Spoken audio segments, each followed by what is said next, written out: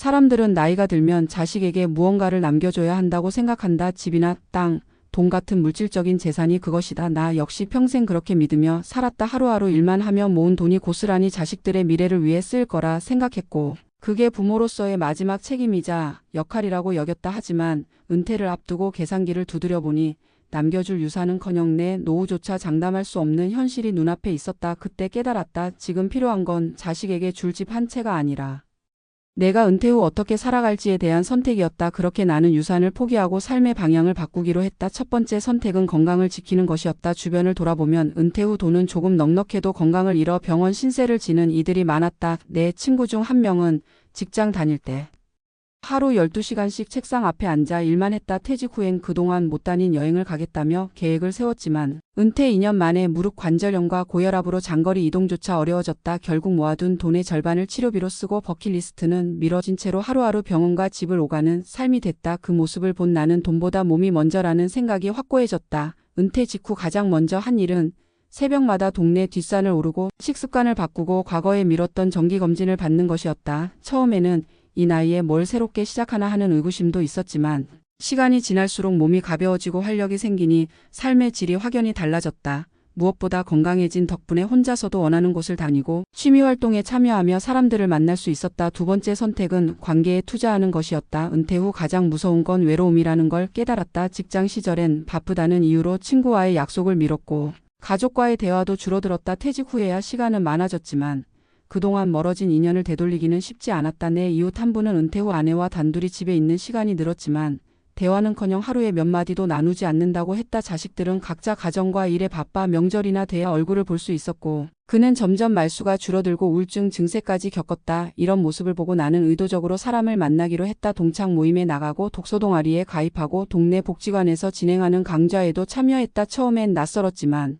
새로운 사람들과의 교류는 내 삶에 큰 변화를 가져왔다. 서로 안부를 묻고 함께 웃고 고민을 나누는 시간이 쌓이며 고립감이 사라졌고 정신적으로도 훨씬 건강해졌다. 세 번째 선택은 나만의 일거리를 만드는 것이었다. 은퇴 후 아무 일도 하지 않으면 시간은 남아돌지만 하루가 허무하게 흘러간다. 내 친구 중 한 명은 퇴직 후 1년 동안 아무 일도 하지 않고 지냈다. 처음엔 달콤한 자유를 만끽했지만 곧 내가 쓸모없는 존재가 된 건 아닐까 하는 공허감이 찾아왔다. 그는 결국 주 2일 카페에서 아르바이트를 시작했는데 손님과 대화를 나누고 몸을 움직이며 일하니 삶의 활기가 돌아왔다. 나 역시 같은 이유로 은퇴 후 작게나마 일거리를 만들었다. 평생 취미였던 목공을 활용해 작은 가구를 제작하고 이를 온라인으로 판매했다. 수입은 크지 않았지만 내 손으로 무언가를 만들어 누군가에게 전달하는 과정이 나에게는 삶의 보람이자 의미가 됐다. 무엇보다 이를 통해 규칙적인 생활 패턴을 유지하고 새로운 기술을 배우는 즐거움도 느낄 수 있었다. 이렇게 나는 유산 대신 건강, 관계, 그리고 나만의 일을 선택했다. 처음엔 자식들에게 아무것도 안 남기는 이기적인 부모처럼 보일 수도 있다. 하지만 생각해보면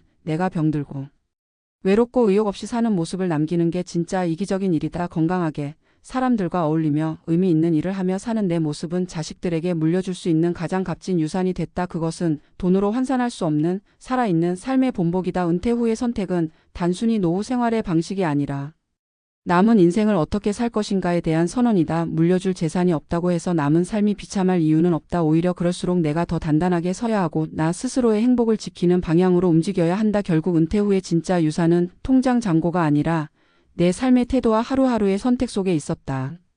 은퇴 후 재산을 남기는 것보다 중요한 것은 남은 삶의 질을 어떻게 지켜나갈 것인가 하는 문제다. 부모 세대는 대체로 물려줄 것을 우선순위로 삼아 살아왔다. 하지만 급변하는 사회와 경제 구조 속에서 자식 세대는 부모의 재산에 의존하기보다 스스로 삶을 개척해야 하는 시대에 살고 있다. 그럼에도 불구하고 부모가 스스로를 희생하며 유산을 남기려는 관습은 여전히 강하다. 그러나 은퇴 후에는 물질적 유산보다 비물질적 유산, 즉 삶의 태도, 건강한 습관, 관계 유지 능력, 그리고 자립적인 생활 방식이 훨씬 더 큰 가치를 가진다. 첫째, 건강은 노후를 지탱하는 가장 기본적인 자산이다. 은퇴 후 의료비 지출은 노후 파산의 중요한 원인이 된다. 나이가 들수록 체력이 떨어지고 만성질환이 늘어나지만 이를 방치하면 의료비는 눈덩이처럼 불어난다. 실제로 통계청 자료에 따르면 65세 이상 노인의 평균 의료비 지출은 전체 가계 지출에서 높은 비중을 차지하며 은퇴 후 소득 감소와 맞물려 가계 부담을 크게 키운다. 따라서 은퇴 초기부터 체계적인 건강관리 계획을 세우는 것이 필요하다. 운동은 단순히 체중을 줄이는 수단이 아니라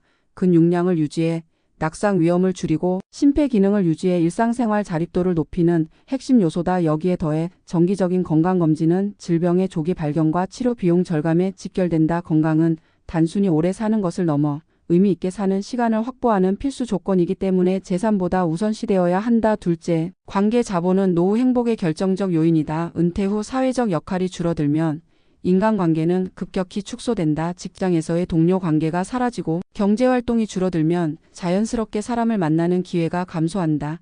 이는 고립감과 우울감을 불러일으키며 정신건강뿐 아니라 신체 건강에도 악영향을 준다. 관계를 유지하고 확장하려면 의도적이고 지속적인 노력이 필요하다. 정기적인 모임 참여, 새로운 커뮤니티 가입, 취미활동을 통한 만남 등은 단순한 여가를 넘어 사회적 연결망을 만드는 과정이다. 심리학 연구에 따르면 사회적 유대가 강한 사람일수록 스트레스에 대한 회복력이 높고 치매 발병 위험이 낮으며 심혈관 질환 발생률 또한 낮아진다. 은퇴 후에야 관계의 중요성을 깨닫고 회복하려 하면 이미 많은 연결이 끊겨 있을 수 있으므로 가능한 한 빠른 시점부터 관계 유지에 투자해야 한다. 관계는 물려줄 수 없지만 건강한 사회적 습관과 네트워크를 남기는 것은 자녀 세대가 사회 속에서 살아가는데 중요한 참고가 된다. 셋째, 생산적인 활동은 은퇴 후 정체감을 유지하는 핵심이다. 직장에서의 역할이 사라진 후 많은 은퇴자들이 느끼는 가장 큰 변화는 내가 더 이상 쓸모없는 사람이라는 무가치감이다. 이는 정신 건강 악화로 이어지고 심한 경우 신체 질환보다 빠르게 노화를 촉진한다.